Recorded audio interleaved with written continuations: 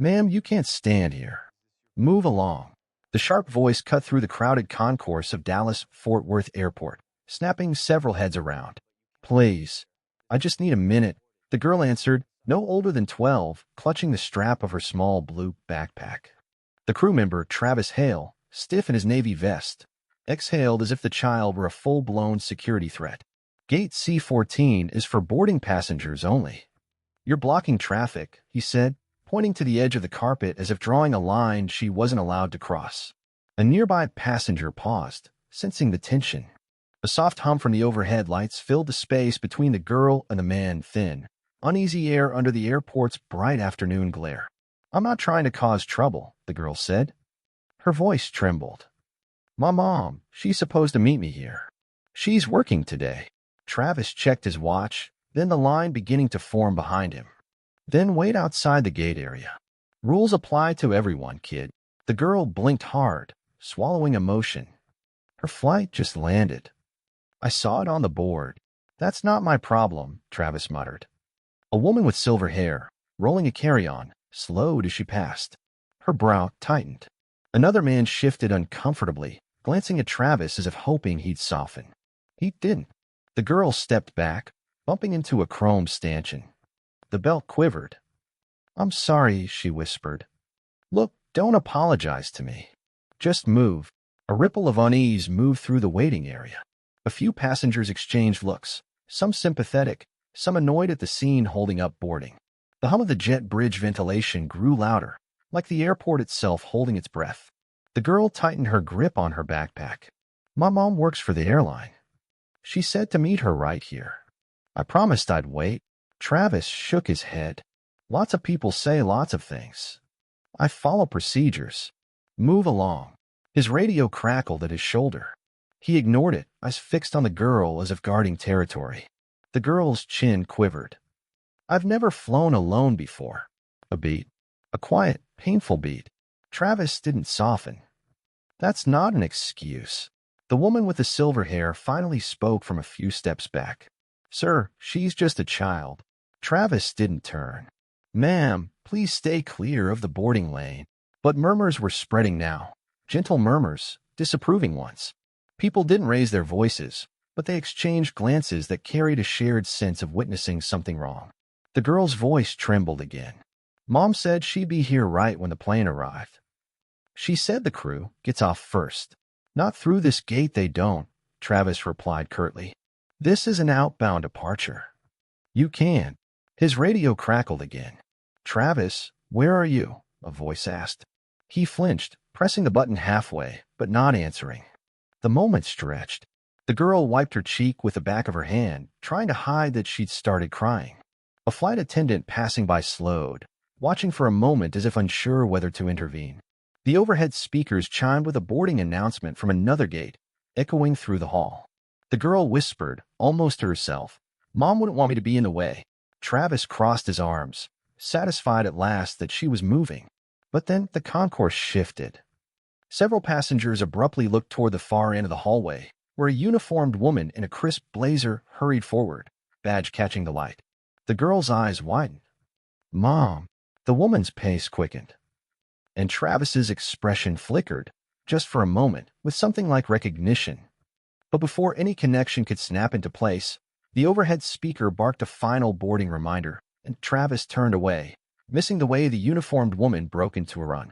Enjoying this? Tap subscribe for tomorrow's story. Travis Hale watched the woman run. He had one hand on the chrome stanchion and the other on his radio.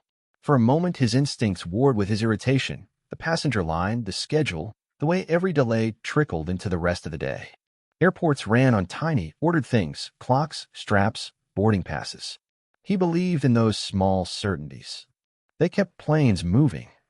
The woman reached them, breath quick but controlled. Her blazer was the same deep navy as his vest, but tailored, almost ceremonial. A badge hung at her collar, a rectangle of polished metal that flashed as she moved.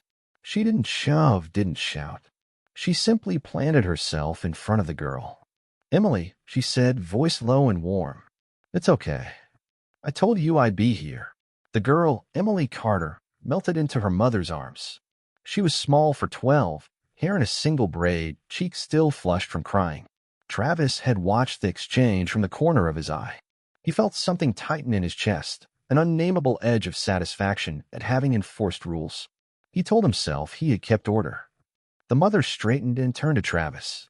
Up close, her badge read Elizabeth Evelyn Carter, Senior Vice President, Operations. Travis felt the word senior and the initials like chill wind. He had seen executive names before. He'd checked credentials, escorted them through back corridors. Still, he did not bow. Professional distance was his doctrine. "Ma'am," he said, clearing his throat. "This is a departure gate. There are." Evelyn Carter's eyes were steady. They carried no arrogance. She folded her hands and smiled with the soft authority of someone used to decisions being made around her. "She's fine," she said. "You were right to keep things moving. No one's above the rules." Travis blinked. He had expected a different reaction. Indignation, a demand, a gesture that would append him. Instead, she approved. That only made him more certain of his own correctness. A woman who worked the ramp, a slim figure in a reflective jacket, hovered in the background, watching the exchange.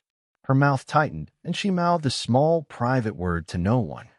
The hum of the concourse pressed against everyone's shoulders, a thin, continuous sound that marked the steady beating of airport life. Travis glanced at his watch.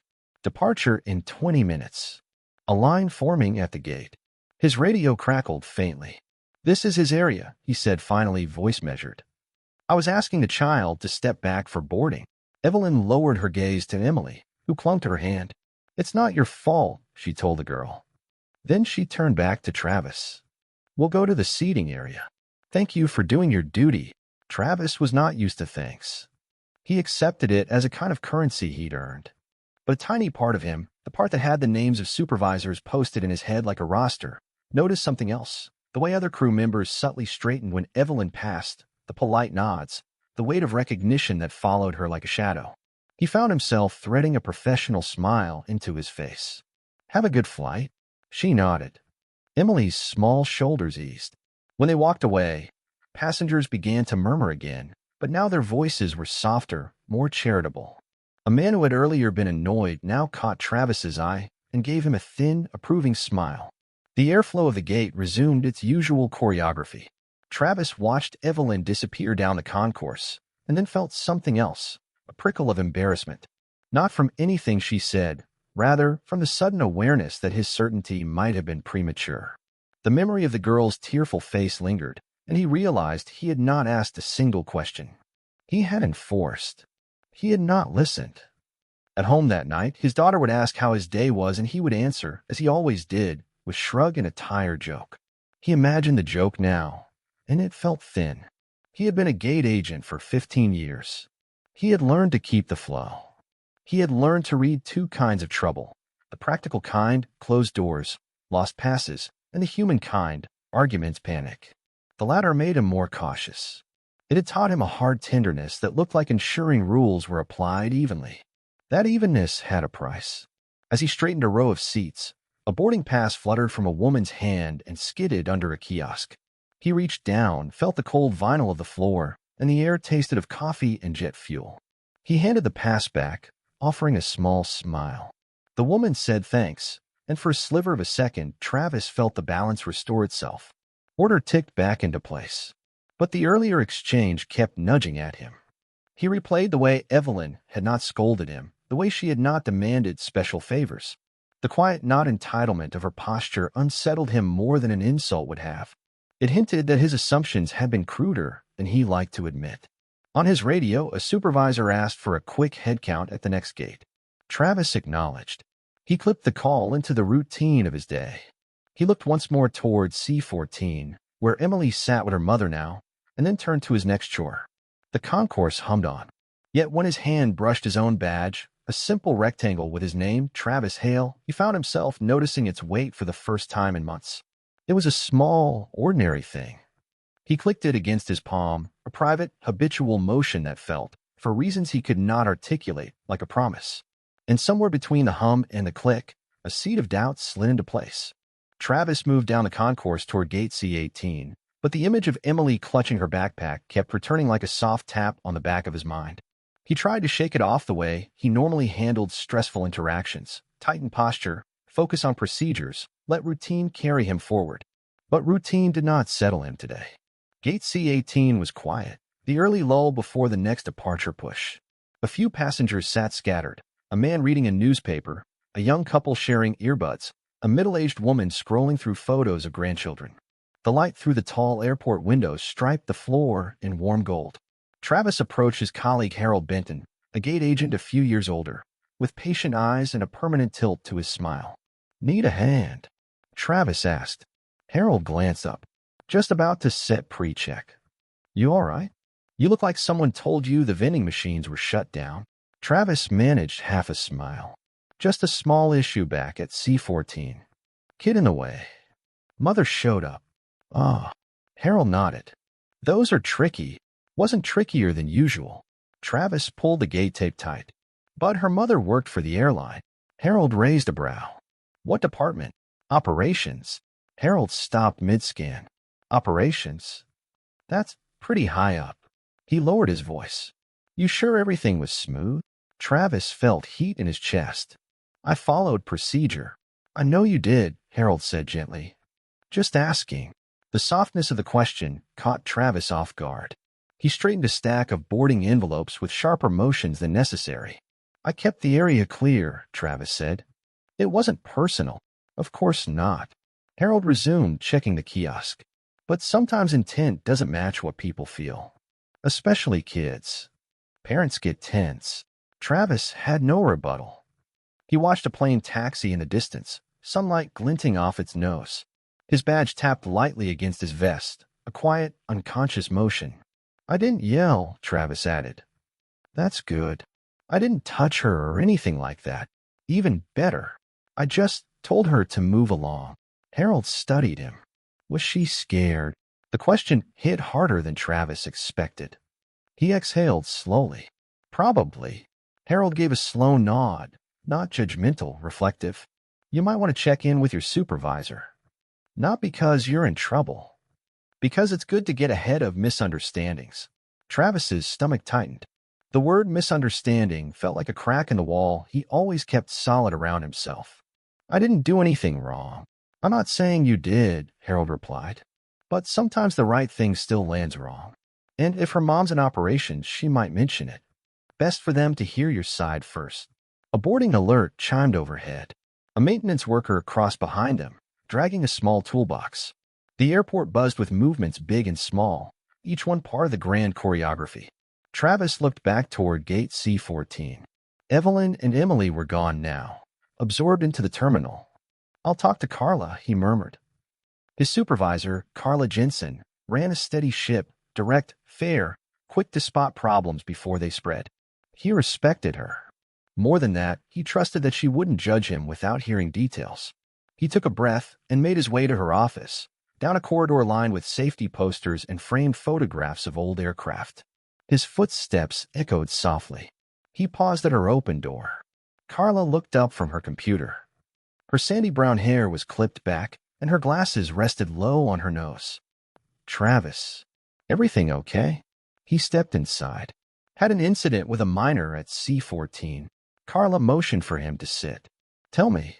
He described the interaction, straightforward, factual.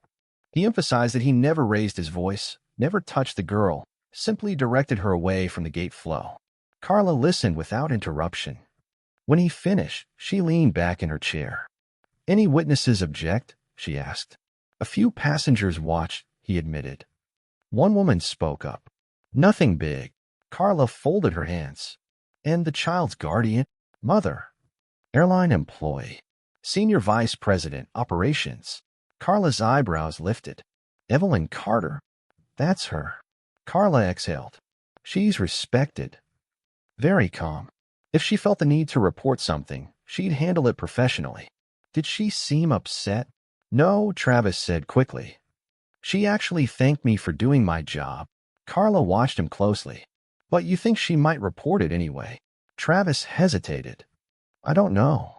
Carla nodded once. "Here's what I suggest. Send me a short incident note. Just the facts. Not emotional, not apologetic, just a record.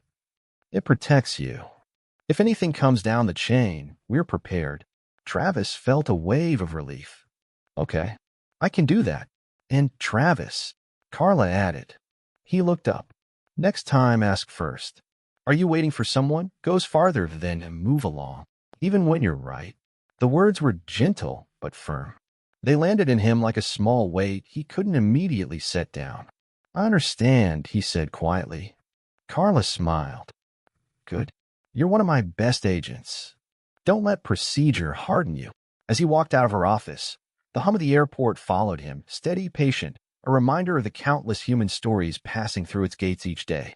And for the first time in a long while, Travis wondered how many of those stories he had passed by without seeing. The next morning, the terminal felt different. Not louder. Not busier. Just different. Travis stepped into the staff entrance at Dallas-Fort Worth Airport, scanning his badge through the turnstile. The familiar click sounded, but even that small noise felt heavier than usual. He kept replaying Carla's final words. Don't let procedure harden you. At the break room coffee machine, he found Dana Marks, a flight attendant with a calm maternal presence. She had a mug that read takeoff requires trust. Today, she held it with both hands, as if steadying herself. Morning, Travis said. Dana studied him with perceptive eyes. Heard about something at C-14 yesterday. The muscles in his shoulders tightened. That was fast. Airports talk, she said lightly. Nothing dramatic. Just a few crew members wondering why a little girl was crying near a gate. Travis exhaled through his nose. I handled it. I'm sure you did. Dana sipped her coffee. But sometimes it's not about handling. It's about seeing. Kids carry feelings like backpacks, always heavier than they look. He didn't answer. Someone from ground crew stepped in behind him, grabbed a granola bar, and left. Dana lowered her voice. They said her mom works in management. Operations, Travis said. Vice president. Dana gave a low whistle.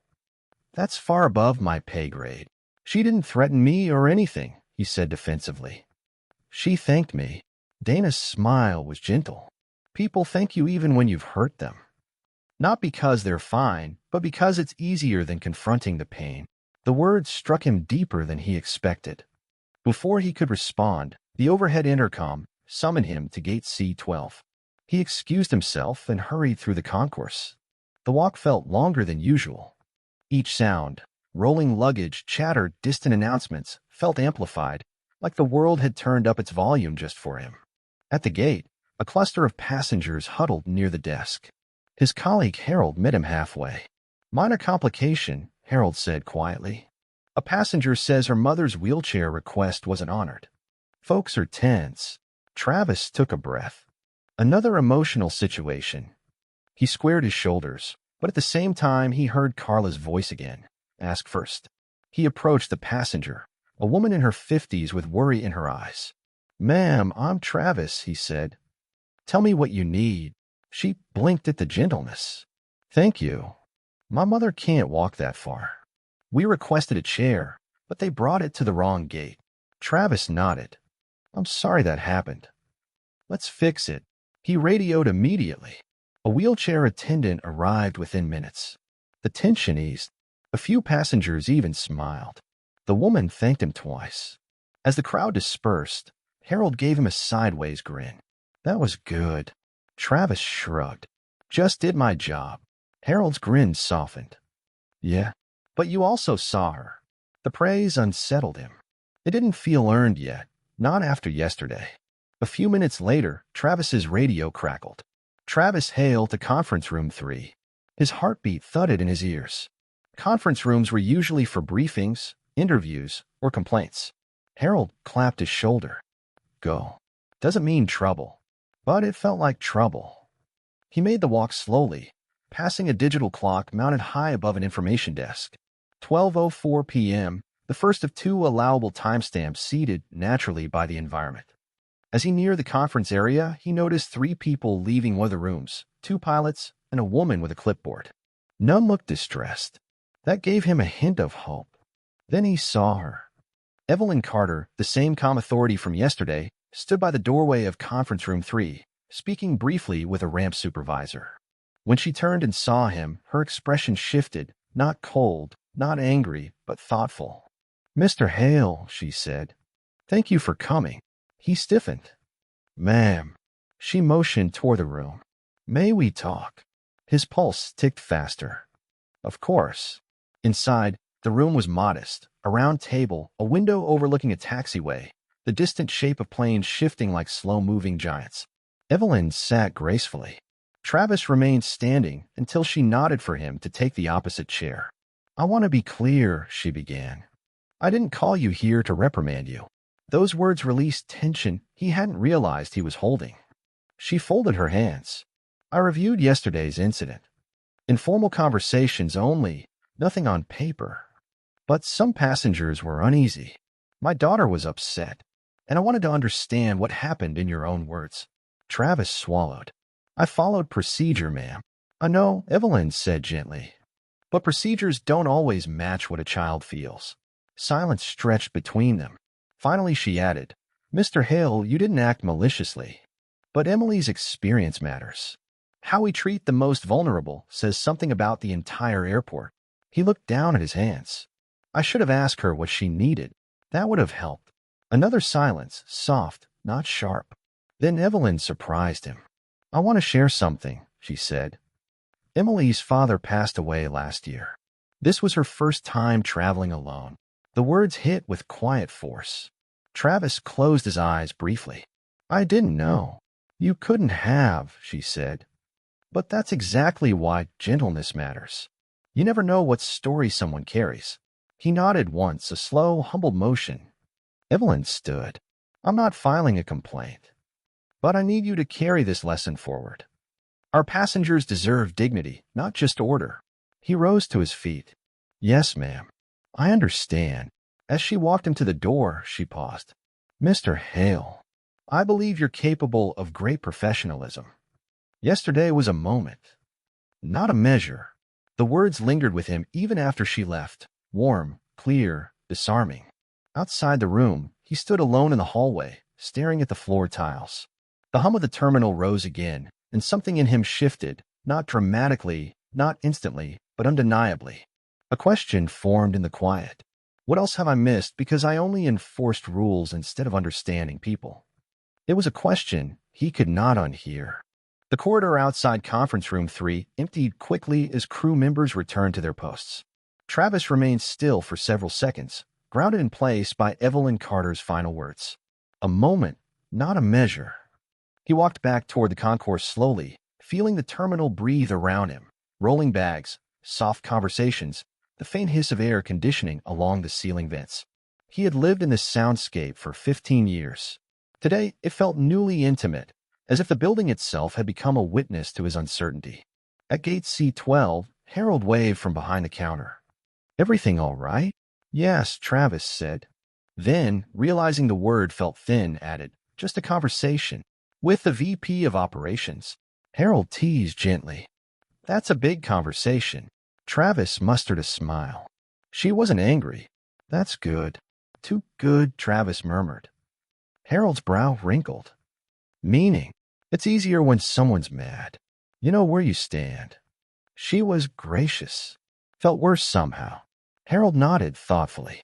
"Grace reveals gaps we didn't know we had." The words struck harder than he expected. He checked the boarding area, more out of habit than necessity. Everything looked orderly. A few minutes later, an elderly man approached the gate. He walked with a slow, uneven gait, one hand pressed to his lower back. "Sir," Travis said, stepping forward. "Can I help with anything?" The man smiled faintly. "Just need to know if this is the flight to Dayton." "It is. And we'll pre-board soon."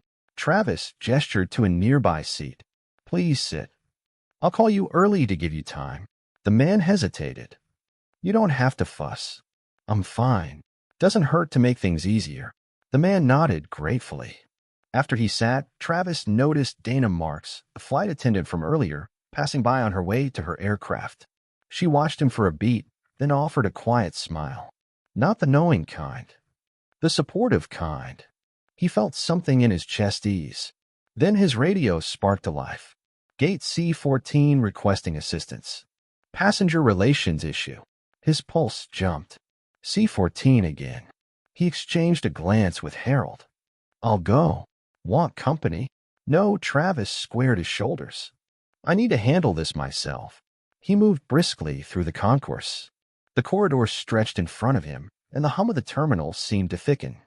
People flowed around him, families, business travelers, young couples, each lost in their own moment.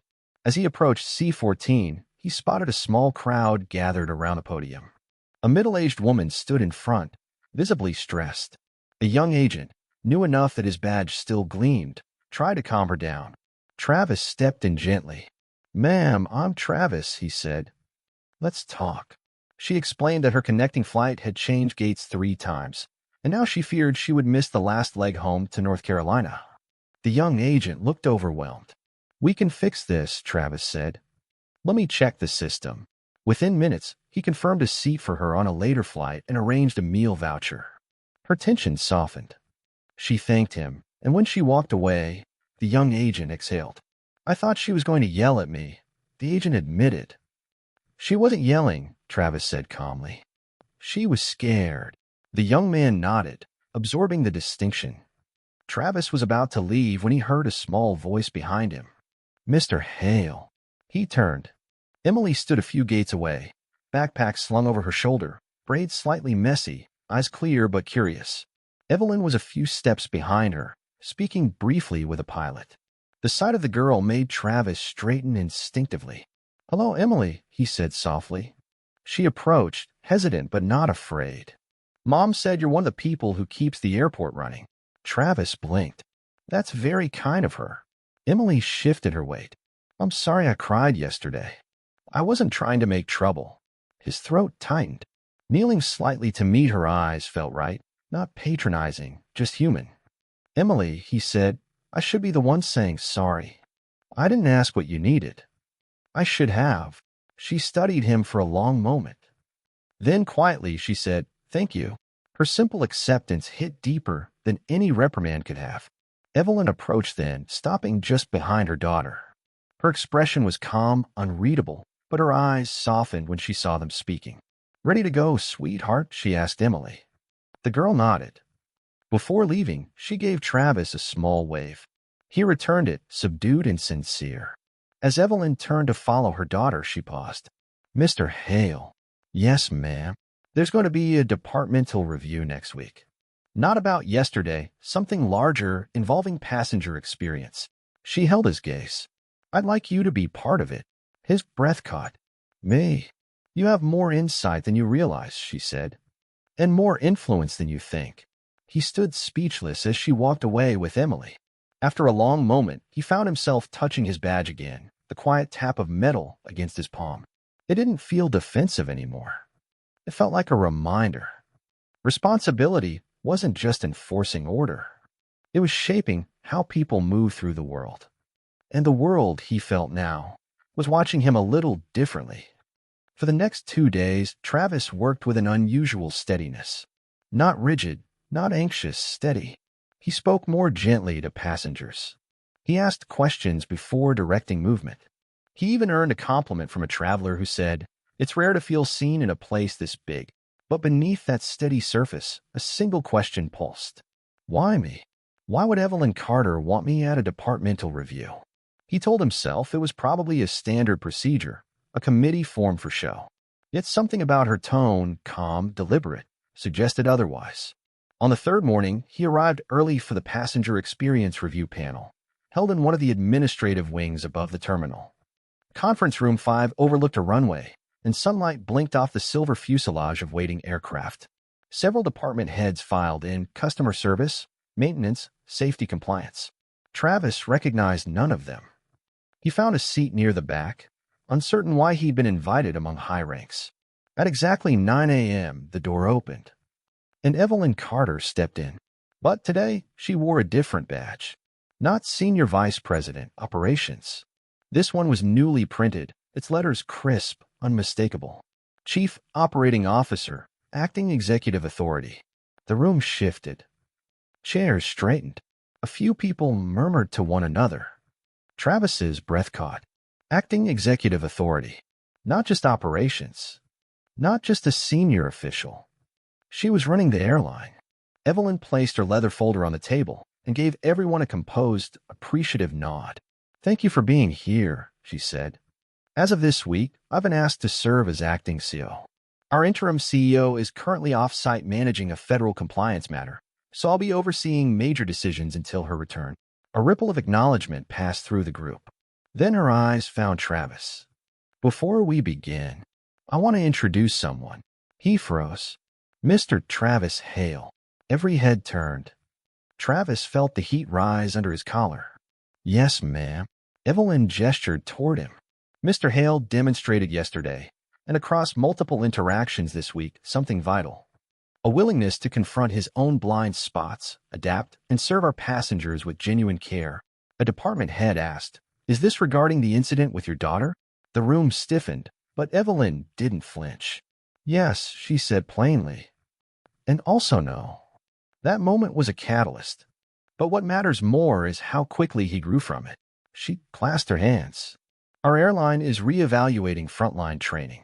Not to punish staff, but to strengthen empathy and reduce rigid enforcement where it harms the human experience. I want Mr. Hale to provide insight from the front lines, honestly, without fear of repercussion." Travis stared at her, stunned. "Ma'am, I'm honored, but I'm not management." "Which is why you're invaluable," she said. "You see what we miss." The sincerity in her voice hit him harder than any reprimand could have. He swallowed, nodding slowly. The meeting began, but the true twist unfurled gradually as the discussion deepened. They reviewed real passenger cases, hallway choke points, inconsistent mobility support, procedural bottlenecks. Travis spoke hesitantly at first, but when Evelyn asked direct questions, "What do passengers fear most? Where do we fail them?" he found clear answers rising to the surface. At one point, a manager challenged him. "With all respect, frontline agents aren't equipped to make judgment calls outside policy." Travis surprised himself. "With respect, sir, we do it every day. The question isn't whether we make judgment calls. It's whether we're trained well enough to make them wisely." Silence settled. Then Evelyn smiled, small, approving. "Exactly," she said. "That is why Mr. Hale is here." By noon, she closed her folder. "One last note," she said. "A new program is launching, Human First Training. We'll run a pilot at this airport before bringing it system-wide. I'd like Mr. Hale to co-develop it with our Passenger Experience Division." Travis's heart thudded. Co-develop? A frontline agent? He tried to speak, but Evelyn continued. "And before you worry about clearance," she added, meeting his eyes with quiet certainty, "I have full authority during this interim period. If I say he belongs at the table, he belongs." A visible power shift radiated through the room. This was the moment the earlier hints crystallized, the respectful nods when she walked through the concourse, the way crew stepped aside, the serenity in her critique. She wasn't just a senior official with influence. She was the one steering the airline right now. And she had chosen him. When the meeting dismissed, several department heads shook his hand. Harold texted him a single line, "Heard the news. Proud of you, man." But none of it felt as real as the moment when Evelyn approached him privately. "You handled yourself well," she said. "And Travis, yesterday didn't define you. What you choose next will." He nodded, voice thick. "Thank you for trusting me. I trust your potential," she said. "Now let's build something better." She left him standing in the quiet hallway, the hum of the runway vibrating faintly through the glass. And for the first time, Travis felt not just seen, but called. Travis left the conference room feeling as if the floor beneath him had subtly, permanently shifted. The hallway outside hummed with muted conversation, two pilots discussing tailwinds, a scheduler reviewing crew rotations, but everything sounded distant, like he was hearing it through water. He walked toward the elevator slowly, one hand unconsciously tapping his badge against his palm. For years, that motion had been a shield. Today, it felt like a question. When the elevator doors opened, he stepped inside and pressed the button for the concourse. The descent was smooth and silent. Halfway down, he exhaled a long, shaky breath. Co-developed training? Involved in system-wide change? Why me? But beneath those questions was a deeper one. What does she see in me that I've never seen in myself? The doors opened to a familiar world. The concourse buzzed with travelers, But now, instead of blending into the background, Travis found himself noticing them, not their documents, not their boarding groups, but their faces. At gate C12, Harold noticed him first. "You look like you just got promoted and hit by a truck at the same time," Harold said with a half-smile. "Something like that," Travis replied, lowering his voice. "Evelyn is acting so." Harold's eyebrows jumped. "No kidding. And she wants me involved in the new passenger experience program." Harold let out a low whistle. "You're kidding." "No," Travis said quietly. "And I don't know if I'm ready." Harold placed a steady hand on his shoulder. "Travis, you've been ready. You just didn't have someone to hold up the mirror." Before he could reply, a soft commotion rose from the seating area near C14. A small group of passengers clustered around two women arguing, one insisting the other had taken her seat, the other visibly shaken. Travis exchanged a look with Harold. "I've got it," he said. As he approached, he noticed a familiar braid first. Emily. She sat with a coloring book open on her lap while Evelyn spoke with a crew scheduler several feet away. The argument nearby grew sharper. "You're in my seat," one woman insisted. "The ticketing system reassigned us," the other protested. "Baby," cried. A man muttered impatiently. The tension began to multiply, growing by the second. Travis stepped between them gently. "Ladies," he said in an even tone, "let's take a breath. Let me look at your boarding passes." The women hesitated, then handed them over. Travis leaned closer to compare the numbers and noticed the issue instantly. An automated reassignment when the aircraft had changed to a smaller layout. It was no one's fault. Just a technical hiccup. "We can fix this," he said. "There's an open seat 2 rows up. You'll both be comfortable, and I'll make sure your luggage stays in sequence." The women exchanged looks. The argument evaporated almost instantly under the weight of a calm solution. The tension drifted away like smoke. When they thanked him, the gratitude felt different, less transactional, more personal. As they walked off, someone behind him spoke. "You handled that beautifully." Travis turned. Evelyn stood a few steps away, Emily beside her, backpack still slung loosely on one shoulder. Travis straightened. "Thank you, ma'am. You didn't quote procedure," she said. "You listened. You acted. That's leadership."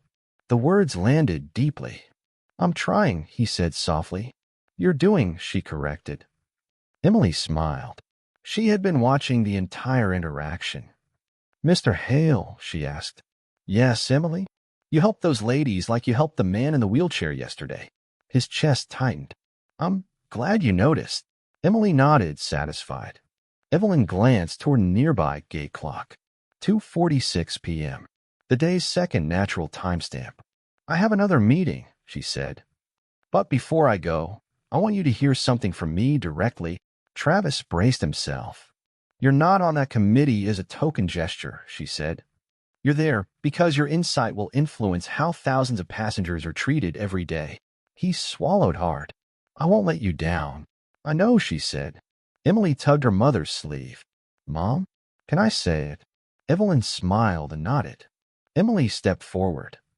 "I'm glad you were there that day, even if it was scary, because it made you nicer." Heat rose at the back of Travis's eyes. He laughed softly. "I think it made me see better."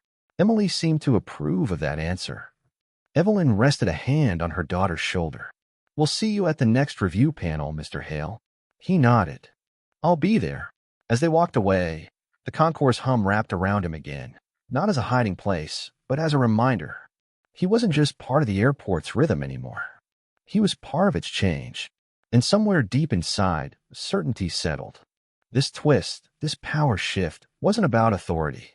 It was about responsibility. A responsibility he was finally ready to carry. The following week unfolded with a quiet tension, the kind that settles into a workplace before a storm of change. Memos circulated. Schedules shifted. A new phrase began appearing in internal emails. Human First Pilot Program, DFW Hub. And to Travis's astonishment, his name was listed under advisory contributors. Some coworkers congratulated him. Others gave polite nods, unsure of what his new role meant. A few avoided eye contact altogether, not out of malice, but uncertainty. When someone from ramp crew muttered, "Must be nice to be noticed," Travis pretended not to hear it. Every transformation cast shadows. On Thursday morning, he walked into conference room 2 for the first official planning session. The table was scattered with printouts, feedback summaries, color tabs, and procedural binders thicker than bricks.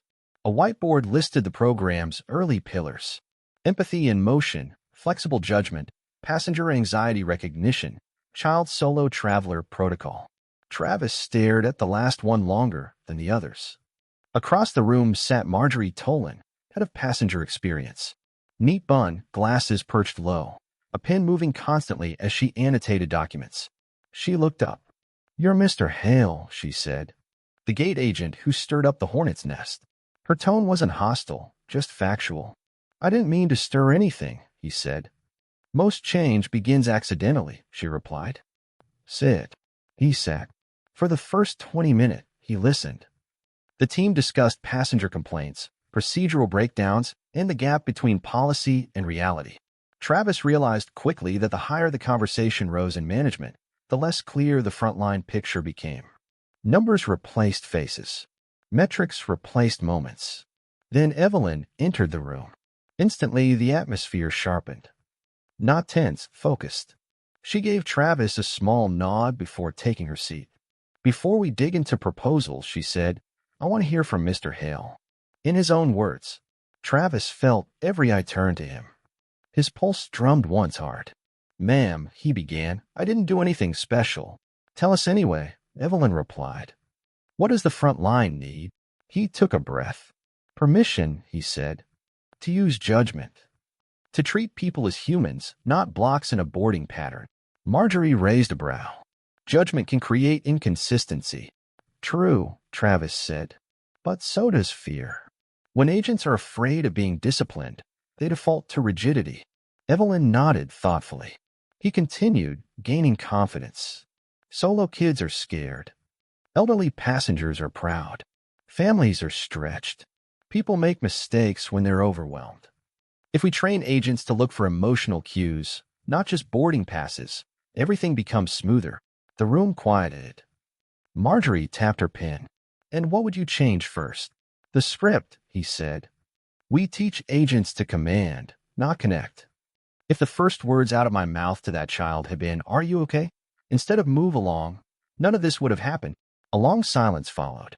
Finally, Evelyn said, "That's the heart of the program." But the fallout wasn't limited to the conference room. During his next shift, 2 agents approached him near the break room. "You're rewriting training." One asked, lips tight. "No," Travis said gently. "Just offering perspective. Feels like you're judging the rest of us." "I'm not." "Believe me." The agents exchanged glances and walked off. The sting of their doubt sat with him for hours. Later, in the terminal hallway, he ran into Dana, the flight attendant. "Heard some folks are unsettled," she said. "I didn't ask for this," he admitted. "Most people who don't ask for influence are the ones who use it best." He appreciated the kindness, but it didn't erase the weight in his chest. That afternoon, Evelyn stopped by gate C14, where Travis was assisting passengers with a delayed departure. She waited until he was free. "Rough day?" she asked. He nodded. "Some of the team thinks I'm trying to be something I'm not." "You're becoming something you are," she said simply. He looked at her, troubled. "What if I'm not ready for the responsibility?" "Then you'll grow," she said. "That's how readiness works." Her voice was steady, but not dismissive. It held the weary understanding of someone who had once stood where he stood now, caught between old identity and new expectation. She lowered her voice. "Travis, change always creates pushback. But I didn't choose you because you're perfect. I chose you because you're willing to see people. That willingness is rare." He felt the tension in his shoulders loosen. But then she added something that deepened the entire fallout. "You should know," she said, "corporate is reviewing every department ahead of a leadership reset. My position as acting COO may become permanent, or it may not." His breath caught. "If it doesn't," she continued softly, "the program might not survive without strong internal advocates." The implication was clear.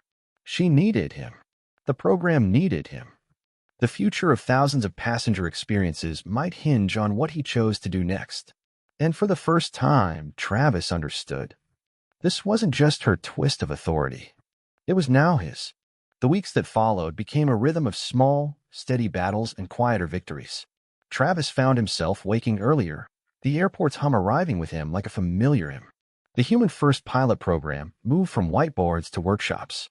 The first sessions were awkward. Managers sat opposite gate agents.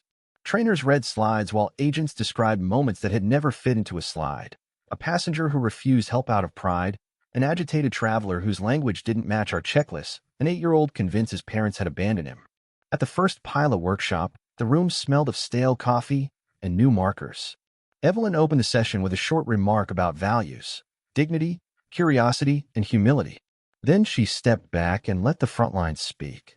Travis listened more than he talked. He had, after all, been chosen to co-develop content, not to dominate it. He watched colleagues open up, sometimes with anger, sometimes with shame. He heard stories he'd never known. Agent who had been yelled at for giving a passenger extra time, crew members disciplined for delaying a departure to help a wheelchair user. Those episodes were tucked into files as operational deviations. Now they were being named. Marjorie Tolan pushed gently but relentlessly. "We will not create a program about empathy without measurable outcomes," she said. "We need to know whether it reduces complaints, whether it speeds recovery from disruptions." Travis learned to speak in both languages, the language of humanity and the language of metrics. He gathered anecdotal evidence at first, a dozen small recoveries, a handful of passengers who later wrote notes to staff, an elderly traveler who later sent the gate a cake with a note that read, "Thank you for the dignity." He worked with IT to find a way to code emotional incidents without violating privacy. They devised a soft tag system for reports, compassionate resolution, preventable distress, procedural gap. Change came in increments. A new opening script was tested at Gate C14. "Hello, I'm Travis. Are you expecting to board with someone today?"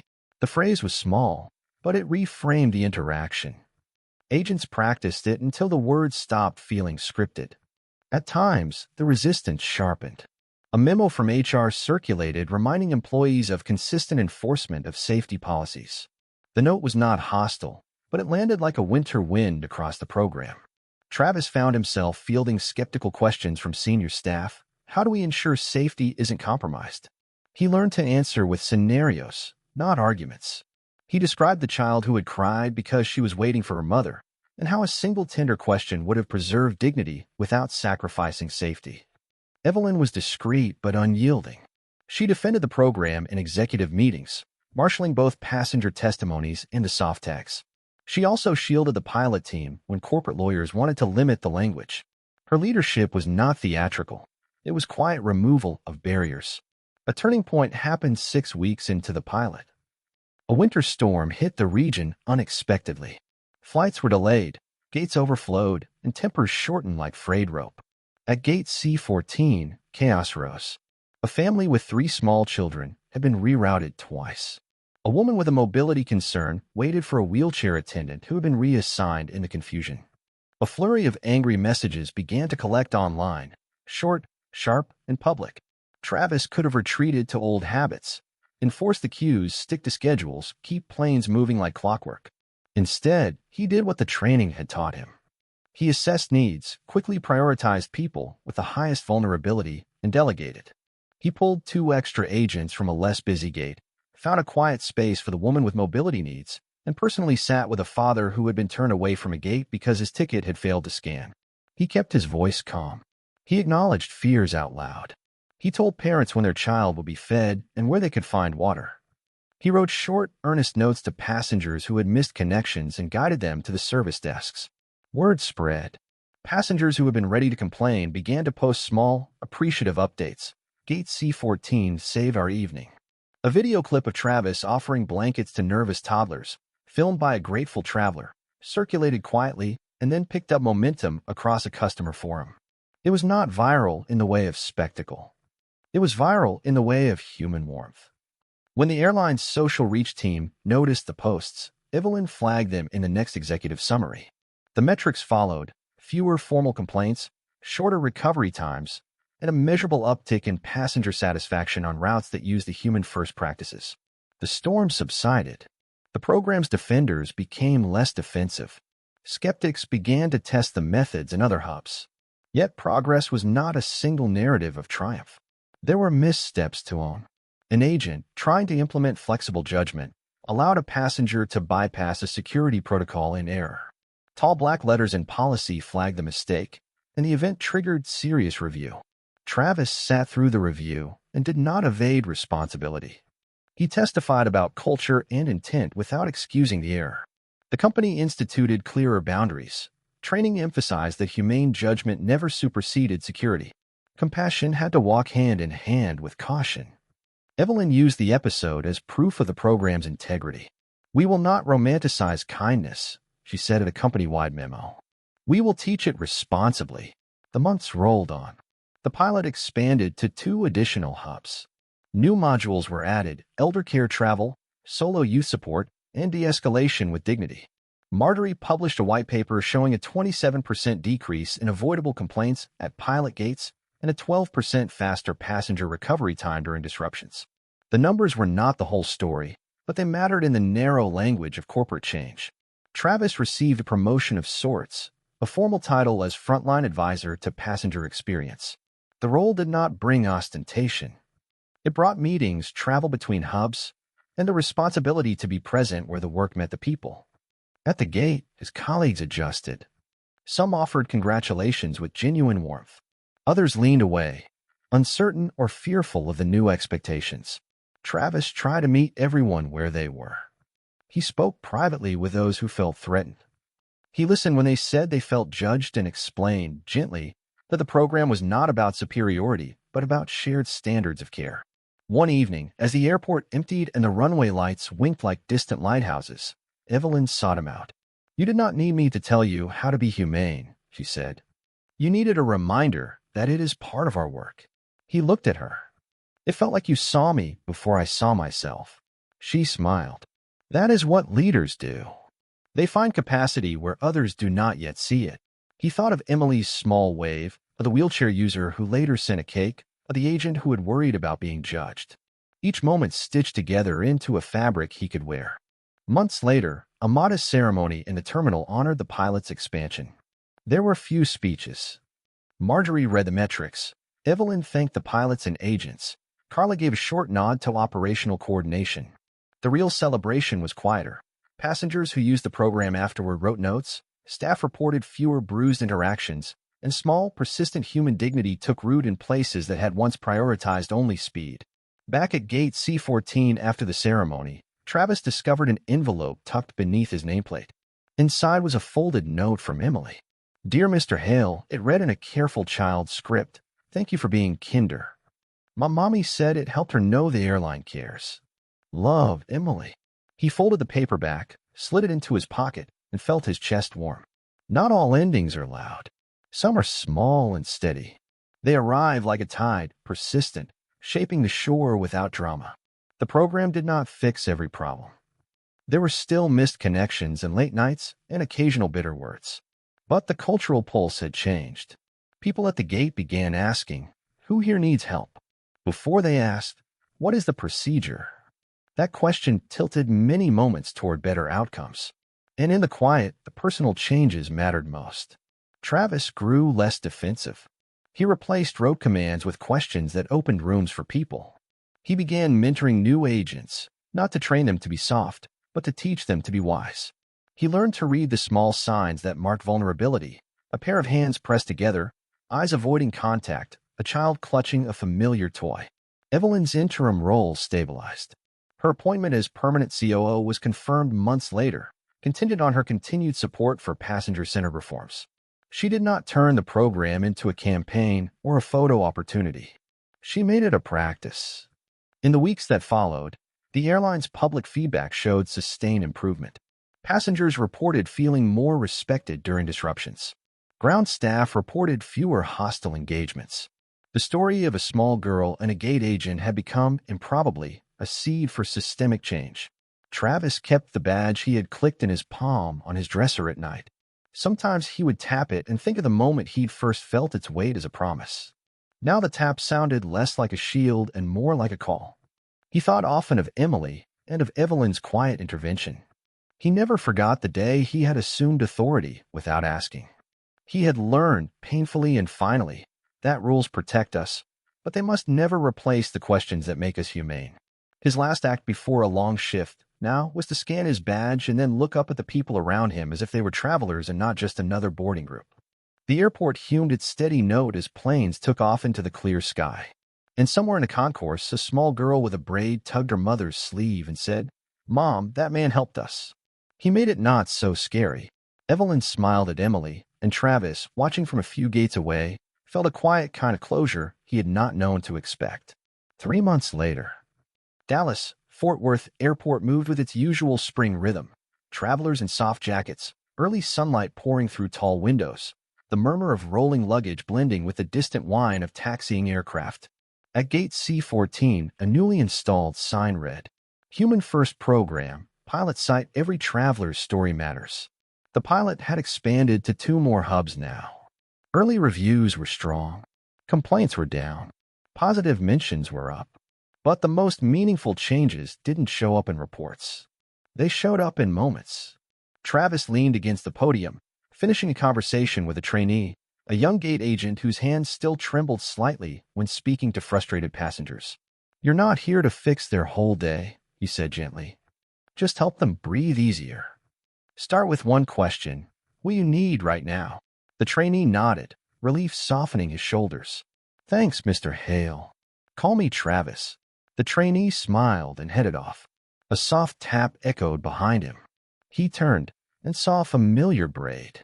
Emily stood there, slightly taller now, a new backpack hanging from one shoulder. Her eyes sparkled with recognition. "Hi, Mr. Hale." He grinned. "Emily, look at you, you're practically grown." She giggled. "Mom says that every morning." A few steps behind her, Evelyn approached, dressed not in executive formality today, but in a simple blue blouse and travel slacks. Her badge, Chief Operating Officer, remained clipped to her collar, but her posture was relaxed, her smile warmer than he'd ever seen in a meeting. "We're heading out to visit my sister in Ohio," she said. "Emily insisted on coming by this gate." Emily corrected, "I wanted to say thank you again." Travis felt a warmth at the back of his throat. "You already did." Still, Emily said, "I wanted to." She pulled a small object from her backpack, a folded slip of paper, slightly worn at the edges. He recognized it. His own handwritten note from the winter storm day returned to him. "You are safe. We will get you where you need to go." "You kept this?" he asked softly. Emily nodded. "It helped me when I flew alone again. I wasn't scared that time." He held the paper gently, then returned it. "Then you keep it. It's yours." She tucked it carefully back into her backpack. Evelyn watched the exchange with quiet appreciation. "You know," she said to him, "that moment, the storm, the families, your decision-making, it helped secure full funding for the program through next year. That wasn't just me." "No," she agreed, "but you became its example."